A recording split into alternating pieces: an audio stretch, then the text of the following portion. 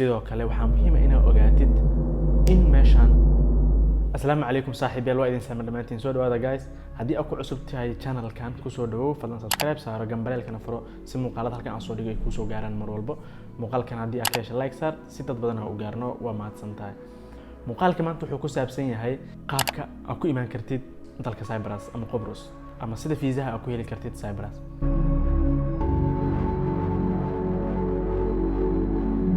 Cyprus saawad ogtihiin ama haddii aadan ogeyn haddaba laba qayb waaye qayb waa south qaybna waa north qaybta southka waa qaybta Greega qaybta northkana waa qaybta Turkiga ee maamusho aniga waxaa jooga qaybta Turkiga ee maamusho oo North Cyprus haddii aad meesha inaad imaadid dabcan waxaa ku imaan kartaa waxyaabo badan laakiin kuwa ugu muhiimsanaa waxaa ka mid ah inaad ardaynimo aad ku imaadid sababtoo ah channelkan dadka ku xiran badanaa in waxay u badan yihiin arday marka mar walba waxaan jeclahay inaan ardayda uga faa'iideeyo wixii aan awoodo oo macluumaad ah haddii aad rabtid meesha inaad jaamacadaada u imaadid waxaa lama horaana inaad macluumaad kugu filan aad haysatid marka hore sidoo kale haddii jaamacadda ay tahay heerka koowaad ama heerka labaad sida bachelor's degree-ga ama masterka labadaba waa u iman kartaa dabcan jaamacado fiicanna halkan way ku yaalaan sidoo kale waxaa muhiim ah inaad ogaatid in meeshan nolosheeda ay ka qaalisan tahay meelaha kale haddii laakiin arrimo kale u imaanaysid tana kale aad ka leedahay ayadana waa okay oo waa iman kartaa sida aad ku iman karta marka haddii arday aad tahay kow marka ugu horeyso horta waa inaad jaamacad xariisataa waa inaad admission jaamacad aad heshaa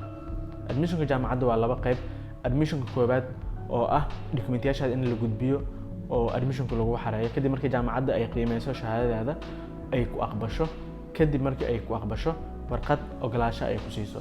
marka warqadda ogolaanshaha oo koowaad ay ku siiso waxay ku leedahay waa ku ogolaanay inaad arday ka noqotid meeshan waa inaad bixisaa lacag horumaris ah lacagtaas oo ku xisaabsan lacagta aad jaamacadda ku dhiganaysid waa deposit dabcan lacagta horumariska ahayd markii aad bixisid waxaa lagu siinayaa warqadii labaad acceptance letterkii oo full acceptance letter ah markii jaamacadda admissionkeeda ay ku siiso marka oo warqadda full acceptance letterka ah waxaa kuu furan markaas inaad waddanka imaadid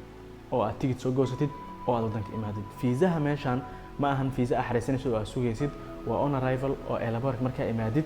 haddii wax walbo documentyaashaada ay ku saxan yihiin halkaas ayaa lagugu siinayaa waxaa la yiraahdo fiisaha laakiin muhiimadda waxay tahay shuruudaha ka horeeya oo kale inaad soo buuxisid oo inaad admissionkaaga heshid sidoo kale warqadaha loo baahan yahay ee muhiimka ah inaad heshid warqadahana waa idin sheegi doonaa aa linkaga baahan yahay iyo sidoo kale markii documentyaashaada inaad isku aadisatid kadib aa imaadid marka warqadaha lagaa rabo maxaa ka mid ah warqadaha lagaa rabo waxaa ka mid ah kow warqadda jaamacadda ogolaanshaha oo midda dambe ah oo full acceptance letterka ah markii aad heshid taas kow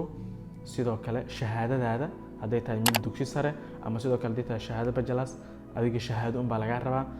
heerka aad waxbaranaysid heerka waxbarashada ayay ku xiran tahay shahaadadaada iyo sidoo kale waxaa lagaaga baahan yahay vaccine inaad haysatid oo covid vaccine ama talaalka oo covid-19ka talaalkiis waa inaad haysatid sidoo kale waxaa lagaa rabaa covid test oo ah baaritaanka oo koronaha iyo sidoo kale waxaa lagaaga baahan yahay entry form inaad buuxisid oo ah kii waddanka aad kusoo gelaysay entry formka markii aad buuxisid marka haddii aad haysatid vaccineka ama talaalka covid-19 haddii aad haysatid wax ma gelaysid la yiraahdo quarantine ama karantiil hal isbuuc ma gelaysid laakiin haddii aadan haysanin talaalka covid-19 waxaa gelaysaa karantiil hal isbuuc dabcan lacag ayaa bixinaysaa markii aad entry formka aad buuxinaysid lacagta markaa bixisid karantiilka ayaa isu diyaarinaysaa hal isbuuc ayagana way kuu sheegayaan markii aad laboorka imaadid laakiin haddii aad wadatid waxa la yiraahdo talaalka covid-19 wax lacag ma bixinaysid formka waa buuxinaysaa talaalkaaga ayaad gelinaysaa meesha iyo macluumaadka loo baahan yahay iyo sidoo kale warqadda covid testiga markii aad gelisid entry formkaas website laga buuxiyay ayaa jirto asagana waxaa idiin soo dhigi doonaa qaybta description-ka hoose markii aad buuxisid formkaas waa entry formki markaad imaanaysid waa lagaa jagareynaa haddii aadan wadanin waddanka waa isaga noqonaysaa nasiib darro waxaa ah in dadka badankooda dib loo celiyo formkaas dartiis iyo sidoo kale wixii warqada oo la xiriiro documentyaal haddii noqon lahayd haddii hal documenti kaa qaldan yihiin halkan inaad imaado way adag tahay runtii sababtoo Istanbulna oo Turki waa lagugu jagareynaa warqadahaaga marka airportka imaadidna ayadana waa la jagareynaa wax walba oo awoodatid marka qodobka ugu muhiimsan waxay meesha hadda imaanaysid inaad documentyaashaada kaliya ay sax ku yihiin wax kale oo caqabad ah oo ku hor istaagi kara ma jiraan shahaadada haddii aad haysatid warqadaha kale jaamacadda haysatid shahaadadaad aad haysatid sidoo kale aad haysatid admissionkaaga iyo wixii kale lagaaga baahan yahay marka waxaa in isku aadisatid tigid ayaad soo goosanaysaa airportka ayaad imaanaysaa markii aad soo dhaaftid check-inada dhan waxaa lagu weydiinayaa warqadahaaga waxayna sax yihiin la jeekareynayaa kadibna fiisa 2 bilood ah ayaa lagu saaraya fiisa 2 bilood markii lagu saaro wadanka ayaa gudaha u soo galaysaa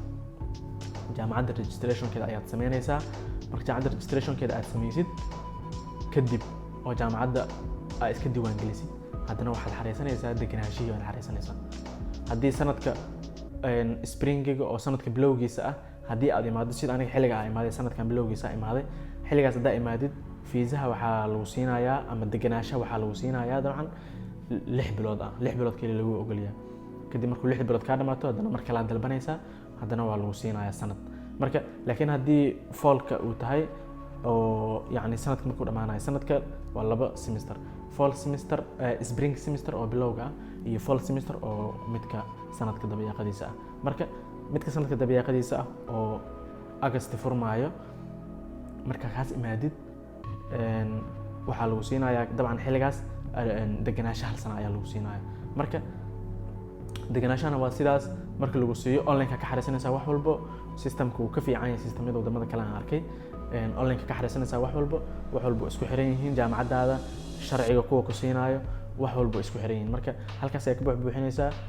sidaasna ayaad ku xareysanaysaa degenaashada sidaas aad ku helaysaa sidoo kale haddii aad u baahan tahay inaan kaa caawiyo arrimahaas oo admissionka iyo waxyaabahaas la xiriiro